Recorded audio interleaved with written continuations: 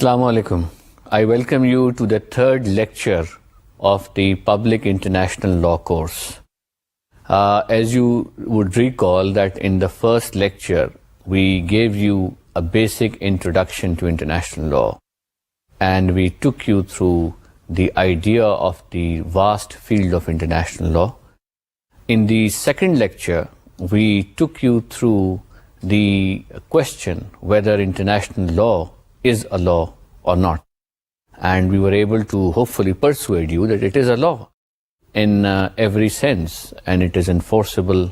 It has a mechanism of creating a formal way of legislation, and it also has several judicial forums.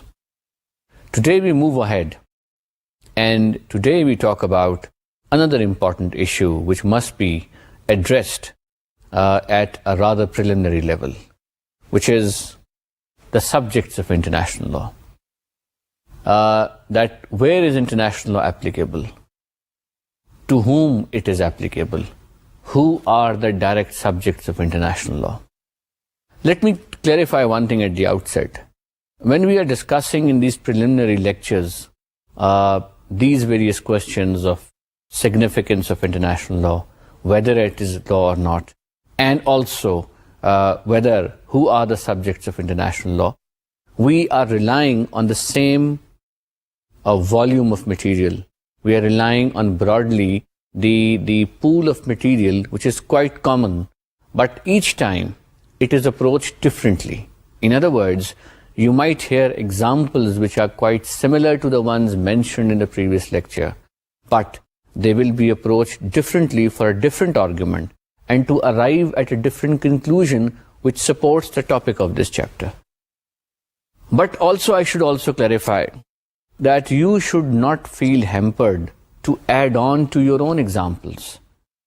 So feel free. What I am telling you is certainly not an exhaustive list of examples or illustrations.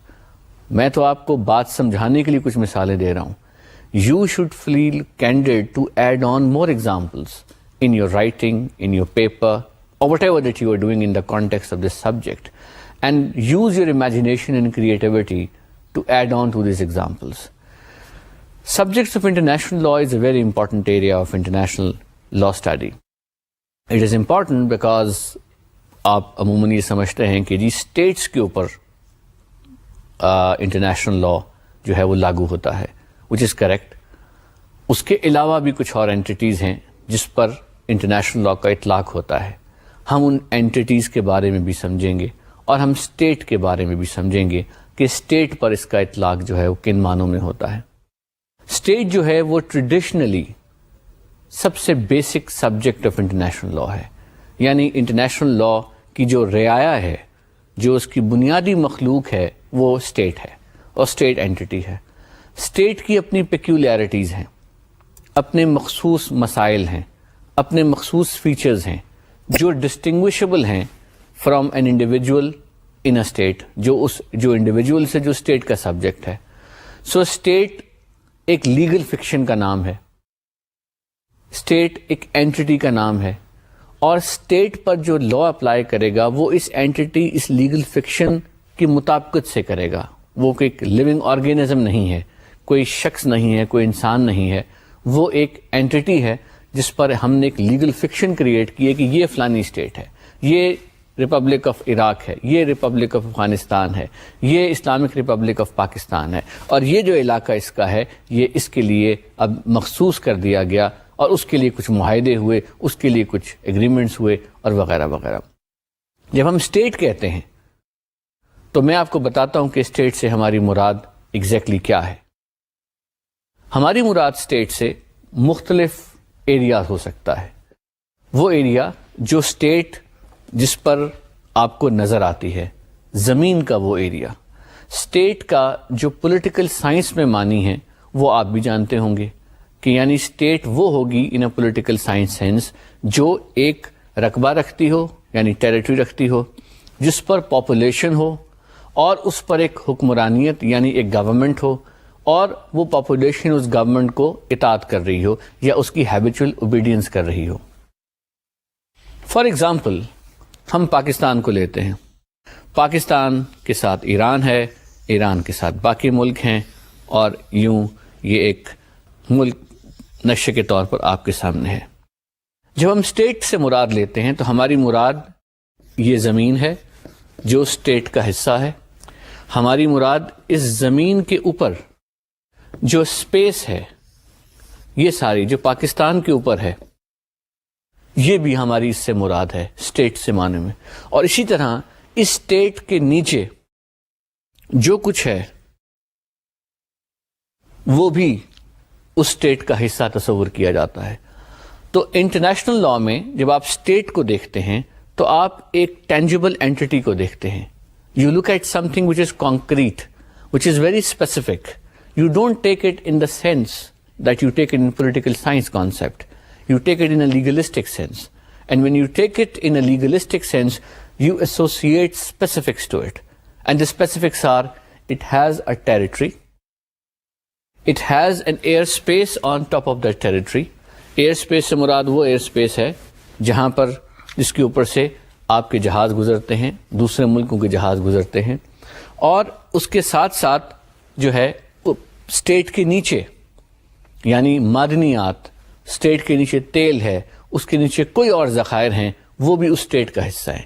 تو جب ہم sovereignty کا ذکر کرتے ہیں ان a legal sense تو ہمارے ذہن میں قانونی طور پر یہ تمام مکمل تصور آتا ہے، ایک کمپریہنسو ٹینجیبل کانکریٹ چیز آتی ہے، اور اس سے منسلک رائٹس آ جاتے ہیں، اس سے منسلک تمام وہ ٹریٹیز آ جاتی ہیں which associate, regulate various aspects of this state, which regulate various categories and various specific features of this state. مثلاً کیا؟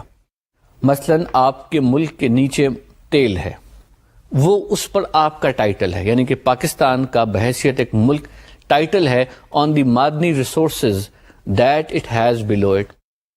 اسی طرح آپ کی سمندری حدود ہیں، یہ آپ کو دی گئیں، تو ان سمندری حدود پر بھی آپ کی سوورن رائٹس ہیں، اور ان سمندری حدود پر کوئی اور ملک وداؤٹ یور کنسنٹ کوئی ایکٹیویٹی نہیں کر سکتا.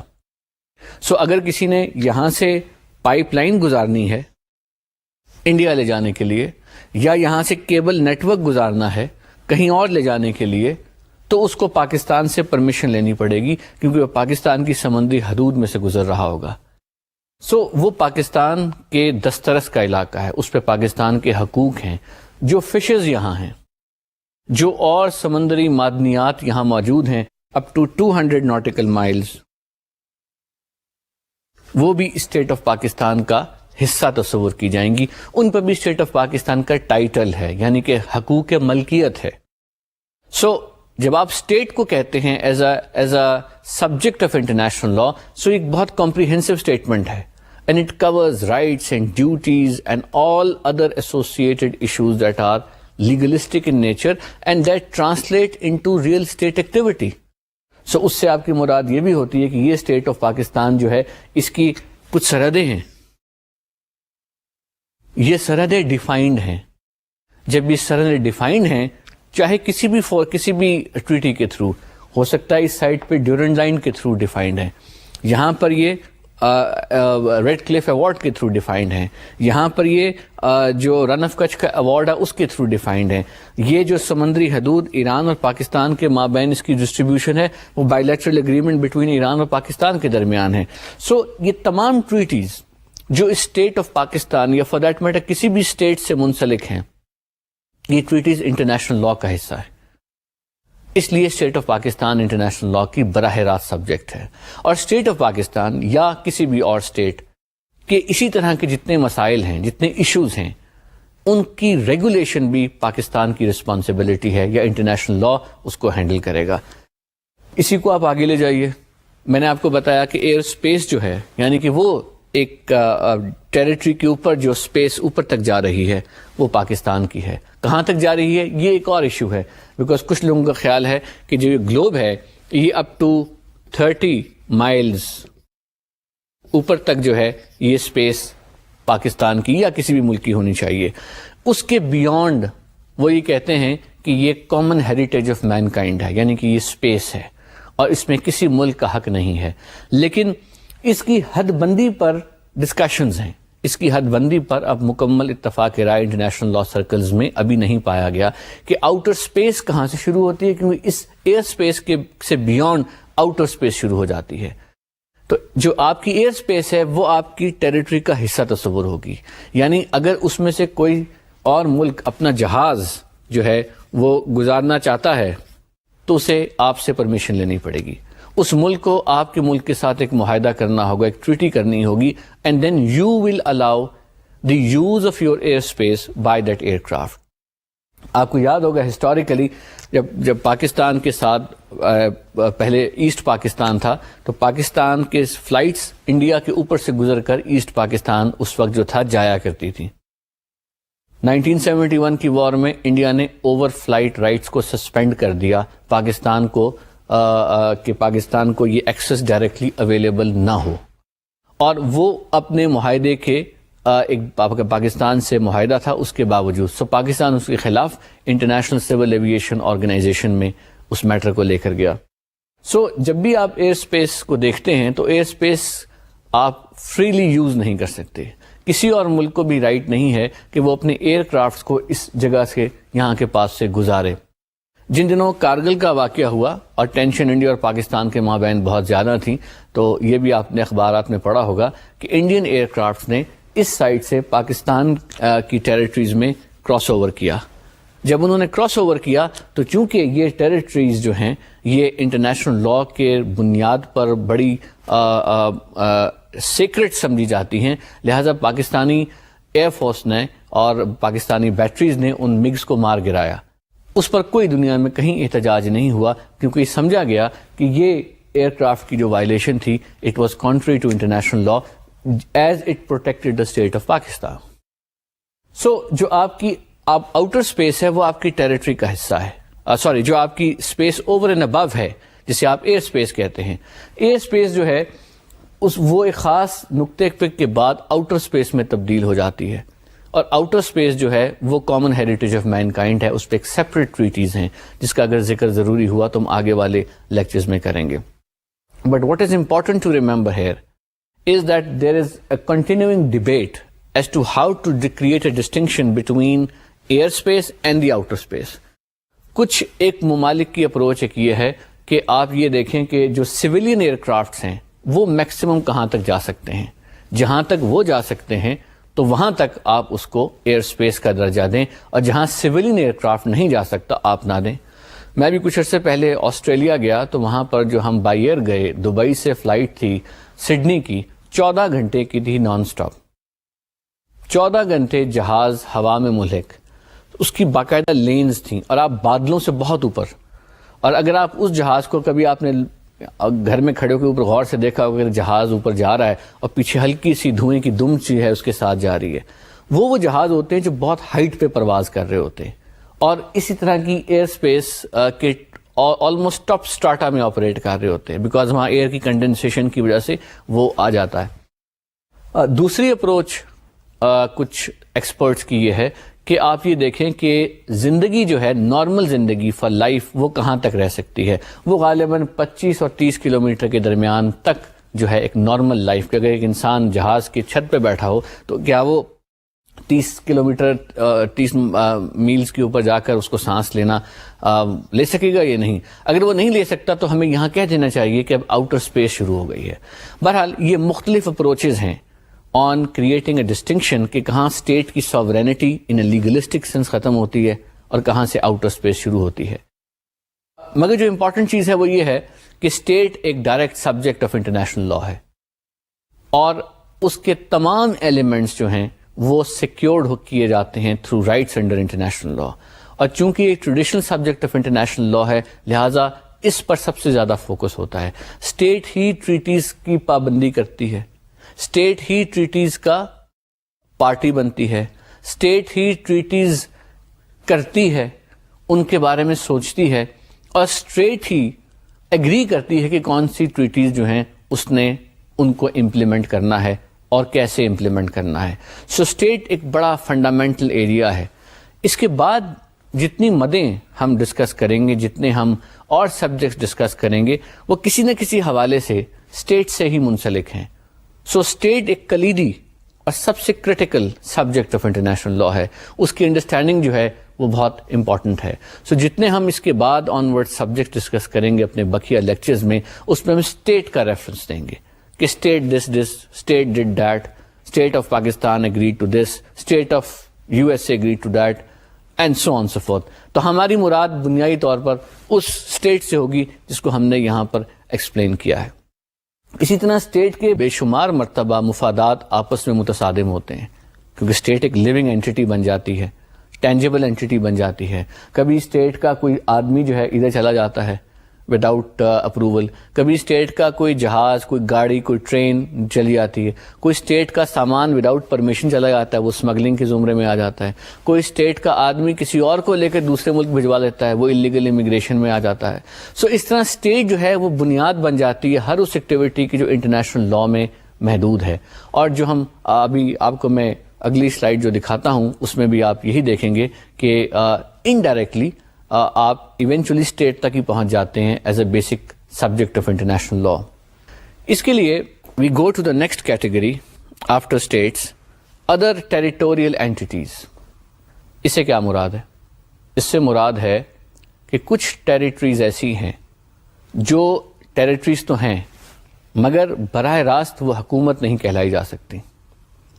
یہ ایک عجیب و غریب کانسیپٹ ہے جو پہلے تو جو آپ کا یونائٹڈ نیشنز کا چارٹر تھا جب وہ بنا تو اس سے پہلے بے شمار ایسے انڈر ڈیولپ علاقے تھے جن کو ٹرسٹ میں یا کسٹڈی میں کسی ترقی پذیر ممالک کے دے دیا جاتا تھا کہ وہ کچھ عرصے اس کو ایڈمنسٹر کرے, اور ایڈمنسٹر کرنے کے بعد وہ ملک over a period of time آزاد ہو جائے. ان کو ٹرسٹ ارینجمنٹ کہتے تھے. یونائٹڈ نیشن کا جو چارٹر ہے اس کے چیپٹر 12 کے نیچے یہ ٹرسٹ ٹیریٹریز کا کانسیپٹ تھا کہ کوئی علاقہ جو اس وقت اس قابل نہیں ہے کہ وہ اسٹیٹ ہوڈ کے قوائف پورے کر سکے اس کو ایڈمنسٹر کیا جائے. اب ہارڈلی دنیا میں کوئی ٹرسٹ ٹیریٹریز ہیں, مگر بہرحال جب یہ ٹرسٹ ٹیریٹریز ایگزسٹ کرتی تھیں as non state entities, as other territorial entities, تو اس وقت ان کو کنسیڈر کیا جاتا تھا as subjects of international law, because ان کو ایڈمنسٹر کرنے کے باقاعدہ ڈاکیومنٹیشن تھی, اس کے نیچے ٹریٹی کی آتھرائزیشن تھی, اور اس آتھرائزیشن کی وجہ سے ان کو ایڈمنسٹر کیا جاتا تھا. اسی طرح کچھ اور اینٹیز ہیں جو آپ آج کل شاید ماڈرن کانٹینٹ میں سنتے ہوں, جس میں کچھ اور اینٹیز آ جاتی ہیں. مثلاً سیف ہیونز ہیں. سیف ہیونز کیا ہوتی ہیں؟ سیف ہیونز وہ ٹیریٹری ہوتی ہے جو کوئی ملک اپنے ملک کے علاقے سے باہر اس کو بنا دیتا ہے. باہر تو نہیں ہوتا لیکن وہ ڈکلیئر کرتا ہے کہ یہ ہماری ٹیریٹری کا حصہ ہے مگر ہمارے کانسٹیٹیوشن کی ڈائریکٹ مینڈیٹ سے باہر ہے. سو آپ نے ذکر سنا ہوگا, اگر آپ نیوز ویک فار ایگزامپل پڑھتے ہیں, یا آپ نے اکانومسٹ پڑھا ہوگا, یا آپ نے کوئی اور انٹرنیشنل میگزین پڑھا ہوگا, اس کے آخر میں اشتہارات میں جائیں تو اکثر اشتہار ہوتا ہے کہ ہم آپ کو ایک کمپنی انکارپوریٹ کر دیں گے, آف شور کمپنی, یا ہم آپ کو کمپنی بنا دیں گے فلائن, اور نیچے جو ایڈریس ہوتا ہے وہ ایسے ملک ایسی جگہ کا ہوتا ہے جو آپ کہتے ہیں کہ میں نے کبھی غور سے سنی, آئل آف مانس فار ایگزامپل, میکاؤ. اسی طرح مختلف اور آئلینڈز, مختلف اور جگہیں ہیں جو ایسی ٹیریٹریز ہیں جن کو فسکل پرپزز کے لیے ان ملکوں نے علیحدہ کیا ہوا ہے اور ان کو سیف ہیون ڈکلیئر کیا ہوا ہے. سو وہاں بے شمار انکارپوریشن ہوتی ہے آف بینکس اور آف شور کمپنیز. سو جتنی کمپنیز دنیا بھر میں فائنینشیل ٹرانزیکشنز کرتی ہیں اور وہ چاہتی ہیں کہ ان کے پاس ان کا ایک اپنا سیپریٹ چینل اویلیبل ہو جو کسی ملک کے براہ راست قانون سے باہر ہو, تو ان کو آف شور کہتے ہیں. اب یہ جو ٹیریٹریز ہیں یہ بھی انٹرنیشنل لا کے زمرے میں آتی ہیں. ہوتا یہ ہے کہ اسی لیے جب آپ کوئی ٹریٹی پڑھتے ہیں یا ٹریٹی دیکھتے ہیں یا ریزولوشن پڑھتے ہیں تو اس ریزولوشن یا ٹریٹی کے اندر عموماً لکھا ہوتا ہے the state parties and the territories under its control. اس سے مراد وہ ٹیریٹریز ہوتی ہیں جو اسٹیٹ بادیو نظر میں on the first reaction the state is not saying it is its territory but it is saying it's outside the control of its fiscal laws. کچھ اور ٹیریٹریز مثلاً Azad Jammu and Kashmir. Azad Jammu and Kashmir is again a territory which has a unique features. It has a territory, it has a government, it has a constitution, it has its own judicial setup, it has an executive, but It does not enter into treaty arrangements with other countries.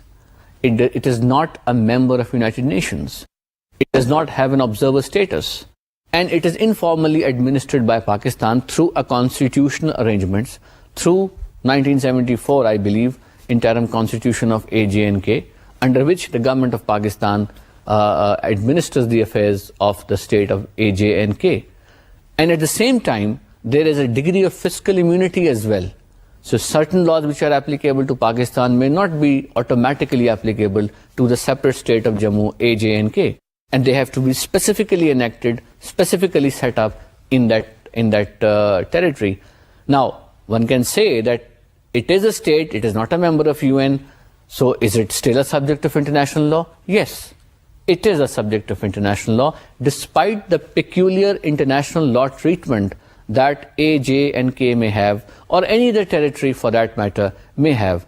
Isi tarah Guantanamo Bay hai, a territory which is outside the US mainland, but it has a control exercised by US, and US says it is on lease with it from Cuba perhaps, but it has not the title to it and it is controlled by the US. اور اس پر اس کی بنیاد پر, اس absence of title کی بنیاد پر United States کا view یہ ہے کہ U S کا traditional law for civil liberties, for due process وہاں پر اپلیکیبل نہیں ہے. مگر یہ آرگیو کرنا کہ وہاں پہ کون سا لا اپلیکیبل ہے اور کون سا نہیں ہے, یہ بذات خود اس آرگومنٹ کی تائید کرتا ہے کہ Guantanamo Bay as a non state entity جو ہے وہ بھی cognizable ہے within international law framework. So اس طرح there could be entities which may not be state itself, but yet they may have features of a state, incomplete features of state, but they are subjects of international law and they are directly administered by international law. International law makes framework for them. International law makes commitments on their behalf, and also the states will informally connect with them, make commitments on their behalf to international law forums. The third area or the third subject of international law are international organizations. International organizations are a very important subject of international law. International organization سے کیا مراد ہے؟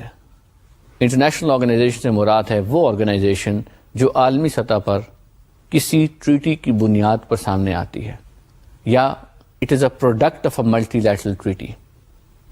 اب ادارے بے شمار ہیں, لوگوں کا خیال ہے کہ عالمی آرگنائزیشنز بہت کم ہیں, کیونکہ ہر آدمی جب اخبار پڑھتا ہے یا جو چیز دیکھتا ہے وہ اپنے مطلب کے حوالے سے ہی اس آرگنائزیشن کو ڈھونڈتا ہے اور سمجھتا ہے کہ بس یہ 2-4 ہیں.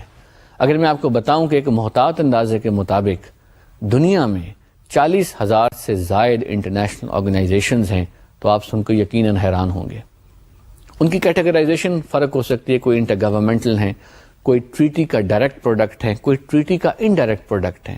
انڈائریکٹ پروڈکٹ سے مراد یہ ہوتی ہے کہ ٹریٹی جو ہے وہ آتھرائز کر رہی ہے creation of a certain body, and then that body passes a resolution to set up yet another body, so that will become an indirect creation by a treaty of an international organization. International organizations are invariably created by international treaties. That's the fundamental principle. ان کو آپ confuse مت کریں with multi national organisations یا multi national companies. Multi national companies سے مراد وہ companies ہیں جو کسی ایک اسٹیٹ میں رجسٹر ہوتی ہیں اور رجسٹریشن کے بعد وہ اپنے آپریشنز کو دوسرے ممالک میں پھیلا دیتی ہیں. یعنی they get registered in one state, they are a creation of the law of one state, but they start operating outside that country and they move on to another states and yet another state and another state. So ان کی جتنی branches کھلتی جاتی ہیں اور جتنے operations in کے آگے بڑھتے جاتے ہیں, تو لگتا یہ ہے کہ شاید یہ ایک ملٹی انٹرنیشنل آرگنائزیشن ہے. وہ انٹرنیشنل تو ہے مگر قانونی معنوں میں انٹرنیشنل آرگنائزیشن نہیں کہلائی جا سکتی. میں آپ کو بے شمار برانڈ نیمز کی اگزامپل دے سکتا ہوں جو بزنس برانڈ نیمز ہیں, فوڈ چین سے ریلیٹڈ برانڈ نیمز ہیں, اور انویسٹمنٹس آپ دیکھتے ہیں کہ پاکستان میں یو کے کی کسی کمپنی نے انویسٹمنٹ کیا, کوئی کیمیکل پلانٹ لگایا ہے, کوئی پینٹ کا پلانٹ لگایا ہے, اب وہ جو اپنا برانڈ نیم استعمال کر رہا ہے, that is the same which is being used in Britain, the same is being used in Pakistan. اگر کوئی کمپنی بہت بڑی خوبصورت سوٹ بناتی ہے, خوبصورت ٹی شرٹس بناتی ہے, وہ امریکہ میں بنی ہے, بہت مقبول ہے, اب اس نے یہاں پر بھی اپنی آؤٹ لیٹ پاکستان میں کھول لی ہے اور وہ بڑی اچھی چل رہی ہے, تو وہ بادیو نظر میں آپ کہیں گے یہ بھی انٹرنیشنل آرگنائزیشن ہے بیکاز یہ انٹرنیشنلی آپریٹ کر رہی ہے. نہیں, یہاں اس تخصیص کو ذہن میں رکھنا ضروری ہے کہ وہ ادارے یا وہ انٹرنیشنلی لیول پر آپریٹ کرنے والی آرگنائزیشنز جو کسی ایک ملک کے قانون کے نیچے بنتی ہیں and they get registered in that country and they have their operations outside that country are completely different from international organizations that we are talking about in terms of subjects of international law as direct subjects of international law. What we are talking about are those international organizations which are product of multilateral treaties, which are creation of multilateral organizations. One can go on giving you several examples of that. United Nations organization, yani ki UN, اقوام متحدہ, is basically an international organization. اسی طرح WHO is an international organization. IAEA, International Atomic Energy Agency, is a product of a treaty called IAEA Statute. It is an international organization for the purposes of the category that we have carved out in international law. Similarly, SAARC is again an international organization because it is a product of a multilateral regional treaty, and Arab League is an international organization, and so on and so forth. So international organizations are products of international treaties, which basically mean more than two countries come together, enter into a treaty, and then create an international organization, and that organization will become the direct subject of international law.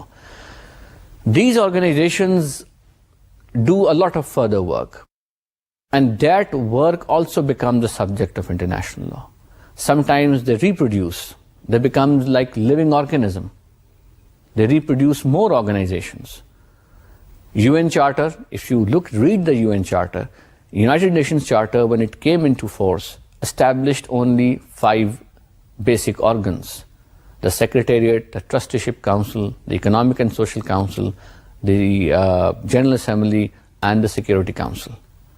But after that, so many organizations came into being, or they were brought into being by United Nations, predominantly by Economic and Social Council, UNICEF, WHO, ILO, and so on and so forth, that they were enhancing the purpose of the UN Charter. So each time, and then there was this process of affiliation also going on. There was a possibility that few countries could establish an international organization. And any existing organization, if it feels that this new organization is fulfilling its objects and purposes, will grant affiliation status to that. So again, that organization would become associated, be part and the subject of international law as well. It's the same way in which in local law you have affiliation of university and other organizations. اب Punjab university سے ایک private law college یا private جو ہے computer کا college وہ association affiliation چاہتا ہے تو وہ کہے گا جی میں نے اپنے آپ کو بنا لیا ہے, مجھے آپ ایفیلیشن دے دیں, یونیورسٹی اس کو اسیس کرے گی, اور اگر اٹ فیلز اپروپریٹ کہ it fulfil its functions, only then it will grant that affiliation. United Nations بھی اسی طرح ایفیلیشن دیتی ہے when it comes to a conclusion as an international organization that an existing organization is fulfilling its larger purpose.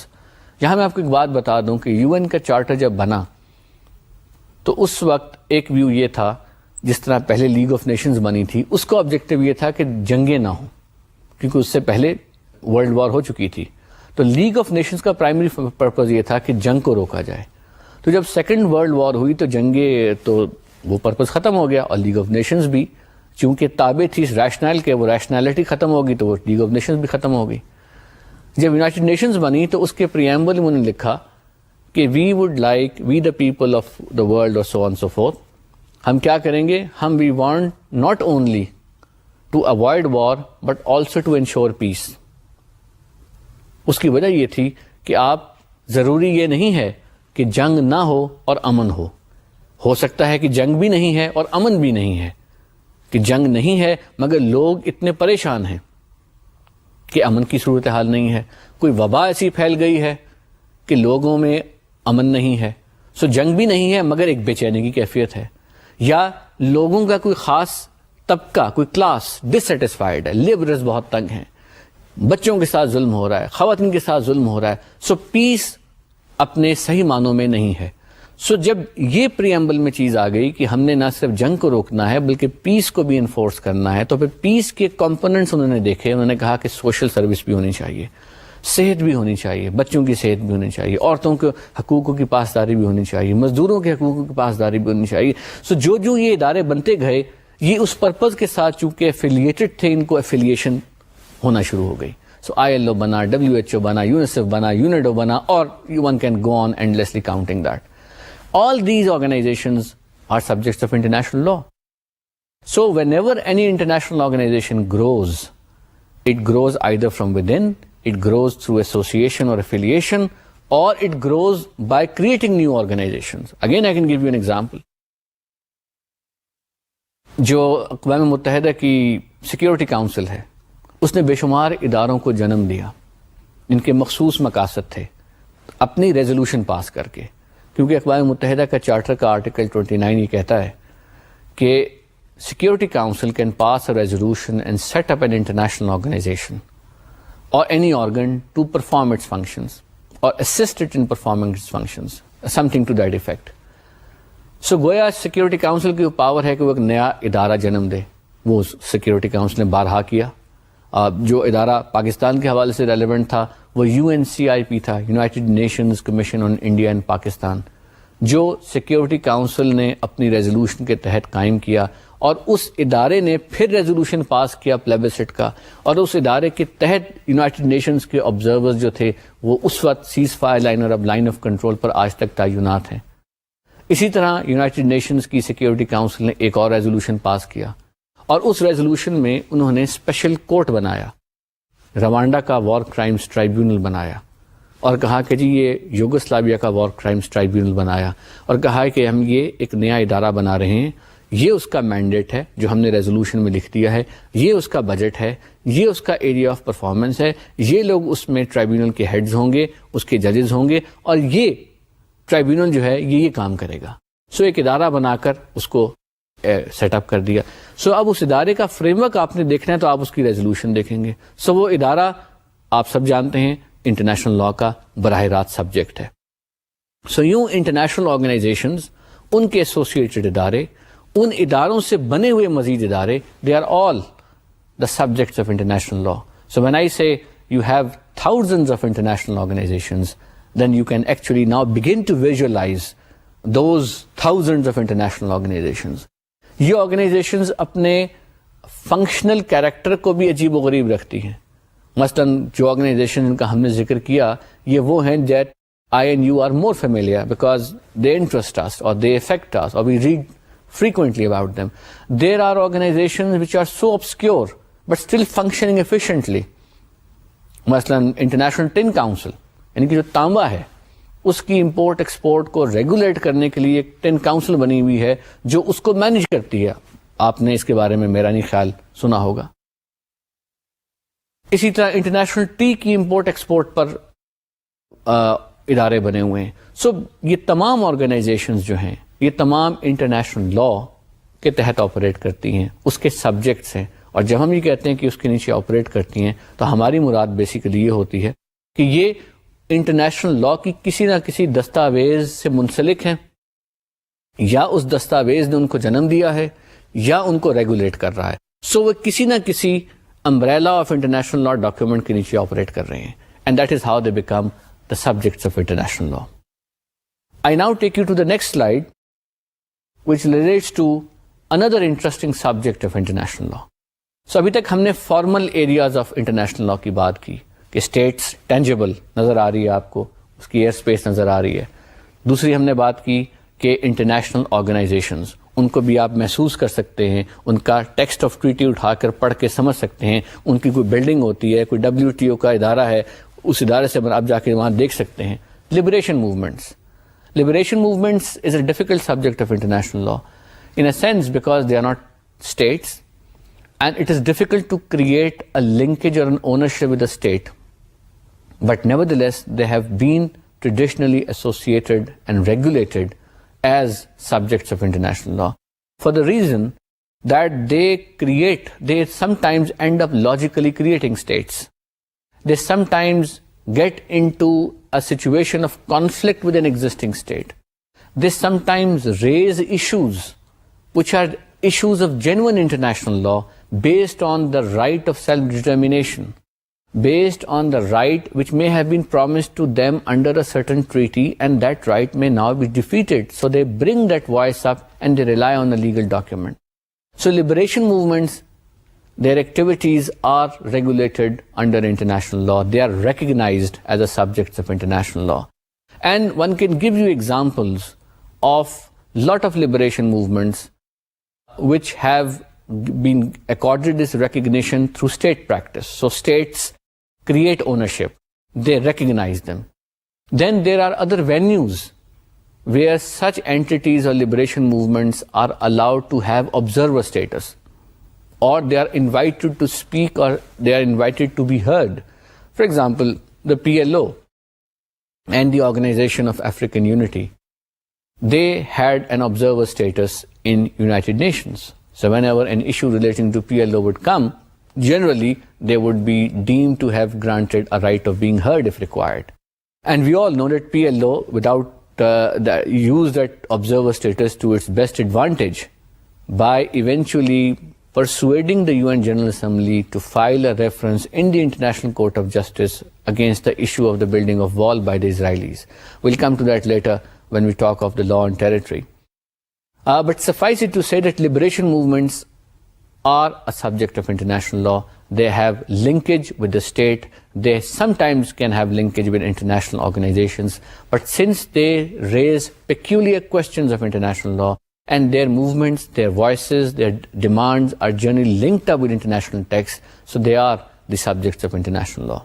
One of the most interesting and most important subjects of international law are the individuals. Individuals are the subject of international law because they are the real people. They are the flesh and blood behind the legal fiction of the state. Traditionally, states were the subjects of international law. And when you raise the issue of individual, ki kya he should be a subject of international law, there was always a question or a doubt. Why? To explain this why, I will take you to the chartboard and explain through a cartoon that why this question was raised and what was the conceptual issue involved in this. For that, we will study, or we will have a look at this. I'll first rub the first presentation that I drew for you, which related to the issue of the state as a subject. Now, I assume this is an umbrella of international law. So we write international law. And then there is an umbrella, a smaller umbrella of national law, or the state itself.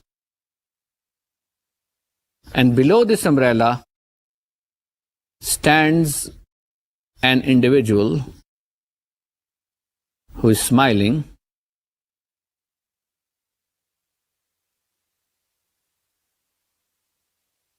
where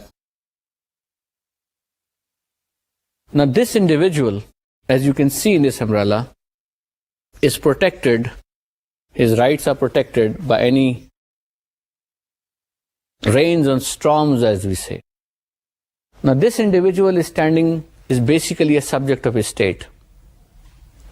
اب سوال یہ ہے کہ کیوں international law state کی shield کو توڑ کر انڈیویجول تک براہ راست پہنچے. اسٹیٹ انسان میں پاکستان کا شہری ہوں تو میں پاکستان کے حقوق یا پاکستان کے قوانین کا پابند ہوں, میرے حقوق پاکستان کے قانون سے آتا ہے. سو کیوں کر انٹرنیشنل لا مجھ تک پہنچے میری اسٹیٹ کی پروٹیکشن کو پیئرس کر کے, اس کو توڑ کر. یہ ایک بہت بڑا کنسیپچل سوال تھا کہ انٹرنیشنل لا تو اسٹیٹس کو ریگولیٹ کر رہا ہے, اسٹیٹس کے سبجیکٹس ہیں انڈیویجولس. سو اسٹیٹ کی چھتری کے نیچے انڈیویجول پروٹیکٹڈ ہے, تو اگر آپ نے انڈیویجول کو کچھ کہنا ہے تو آپ اس کی اسٹیٹ کو کہیں. سو اگر انٹرنیشنل لا نے اس انڈیویجول تک رسائی حاصل کرنی ہے, it should first approach it states and the state will then do the necessary activity whatever اس کے خلاف جو ہونا ہے یہ کرنا ہے. Why should individual be directly become the subject of international law? یہ ایک سوال تھا جو ابھرا جب انٹرنیشنل لا ایوالو ہو رہا تھا یا ارتقائی منازل میں تھا. اس سوال کو اب اس کا جواب آ چکا ہے. اب یہ طے ہے کہ انڈیویجول جو ہے وہ بہرحال سبجیکٹ ہے, کیونکہ غور کیا گیا کہ اسٹیٹ کیا ہے. جو میں نے آپ کو پہلے بتایا کہ اسٹیٹ تو بیسیکلی ایک لیگل فکشن ہے. یہ جگہ ہے, اس کو میں کہتا ہوں کہ یہ اسٹیٹ ہے. اگر میں کہتا ہوں اسٹیٹ نے دوسری اسٹیٹ پر حملہ کر دیا تو میری مراد یہ نہیں ہے کہ اس جگہ نے کھڑی ہو گئی اور بھاگتی ہوئی دوسری اسٹیٹ پر حملہ آور ہو گئی. یا اگر میں کہتا ہوں کہ برازیل نے ارجنٹینا پہ حملہ کر دیا تو میری مراد یہ نہیں ہے کہ برازیل کے پہاڑوں نے, درختوں نے, دریاؤں نے کھڑے ہو کے دوڑ لگائی اور ارجنٹینا پہ جا گھسے. وہ تو اسٹیٹ ہے, وہ تو ایک ڈفرینٹ اینٹی ہے. میری مراد یہ ہے کہ برازیل کے لوگوں نے یا اس کی افواج نے ارجنٹینا کی افواج پر یا اس کے لوگوں پر حملہ کیا. سو جب اسٹیٹ کی ایکٹیویٹی کے پیچھے, یا جب میں یہ کہتا ہوں کہ اسٹیٹ نے فلانا کام کیا, اسٹیٹ نے یہ ڈیسیژن لیا کہ ہم اب جو ہے کسی کو وداؤٹ ویزا انٹری نہیں دیں گے, یہ اسٹیٹ نے ڈیسیژن لیا. یا ہم یہ کہتے ہیں اسٹیٹ نے کہا کہ ہم ریفیوجیز کو انٹرٹین نہیں کریں گے, یا ہم اپنے ملک میں کوئی جہاز نہیں آنے دیں گے, اسٹیٹ نے ڈیسیژن لیا. اب کہلایا تو یہ جائے گا international law as a decision by the state, but in reality it is a decision taken by individuals who are at helm of affairs of the state. So بنیادی بات تو یہ ہے کہ اسٹیٹ کی لیگل فکشن کے پیچھے اصل مائنڈ جو ہے وہ انڈیویجول کا ہے, وہ انسانوں کا ہے, وہ لیونگ جیتے جاگتے لوگوں کا ہے.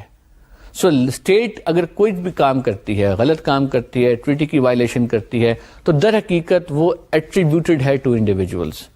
سو سب نے پھر یہ فیصلہ کیا, انٹرنیشنل لا کے جو ایکسپرٹس تھے اور اکیڈیمیشنز تھے اور لا پروفیسرز تھے, انہوں نے کہا کہ اگر ہم صرف اسٹیٹ تک محدود رکھیں گے انٹرنیشنل لا کا دائرہ تو یہ ایک مصنوعی پن انٹرنیشنل لا کا بہت نمایاں ہو جائے گا.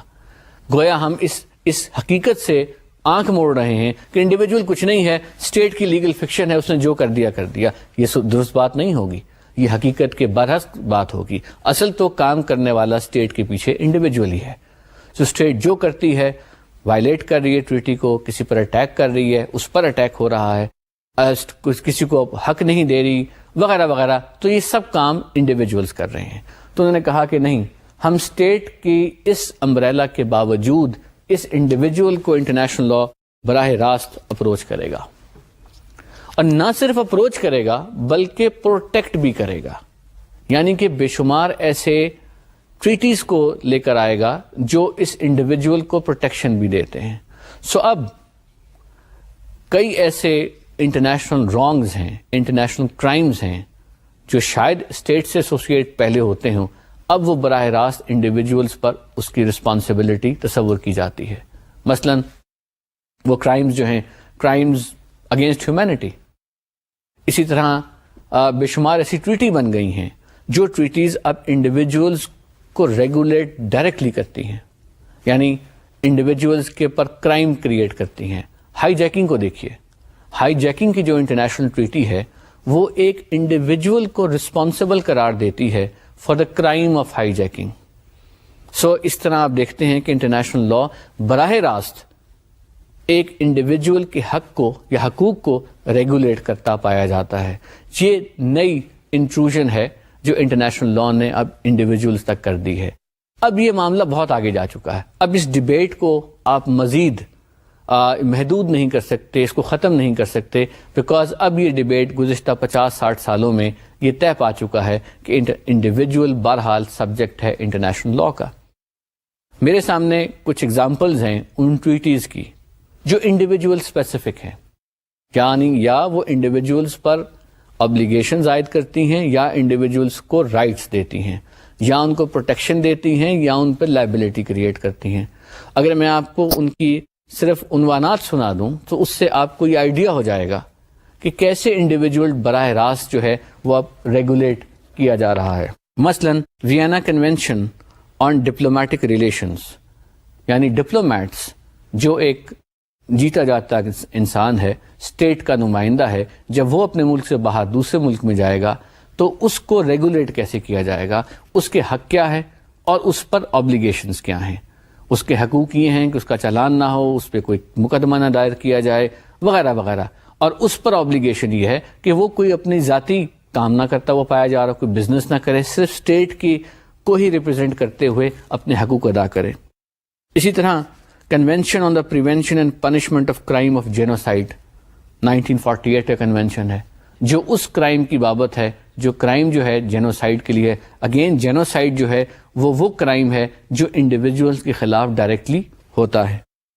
اسی طرح international covenant on civil and political rights, یعنی حقوق، سیاسی حقوق، سول اینڈ پولیٹیکل رائٹس کا کنونشن جو براہ راست انڈیویجولس کو اسپیسیفک حقوق دے رہا ہے، اور اس کے لیے وہ کہتا ہے کہ جب ایک بار اسٹیٹ اس کو ریٹیفائی کر لے گی تو پھر اس کے بعد یہ حقوق اسٹیٹ پر آبلیگیشن ہے کہ وہ حقوق ان کو دے۔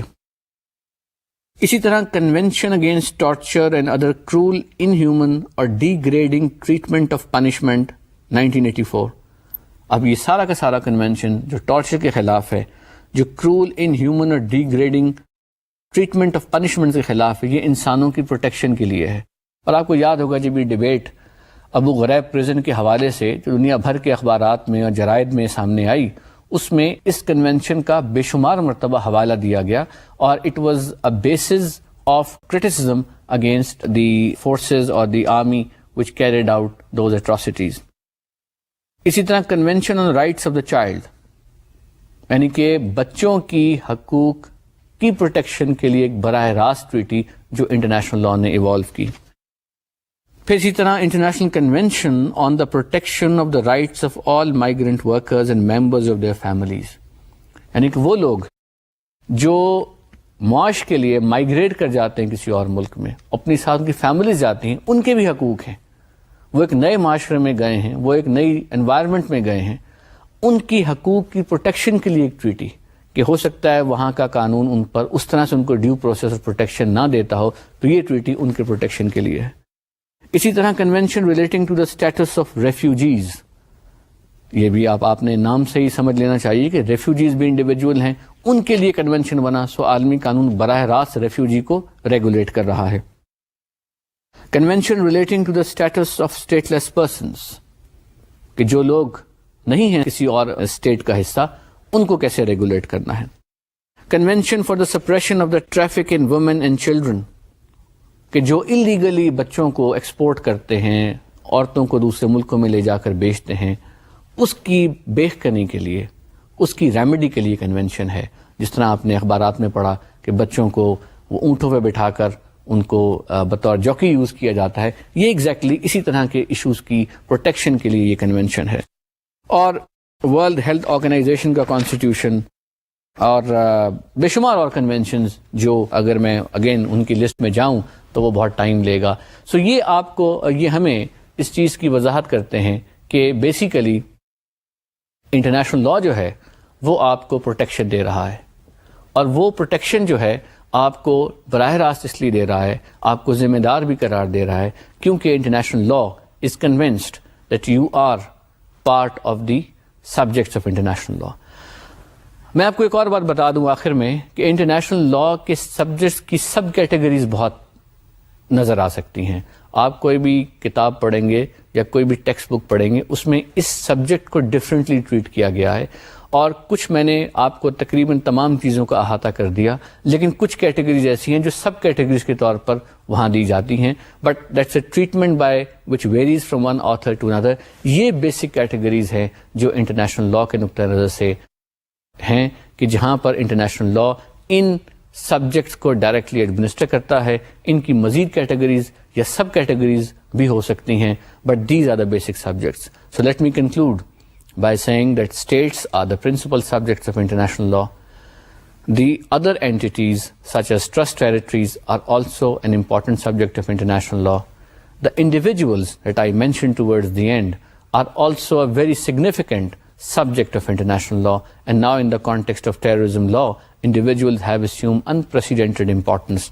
And lastly, the international organizations are also the subject of international law.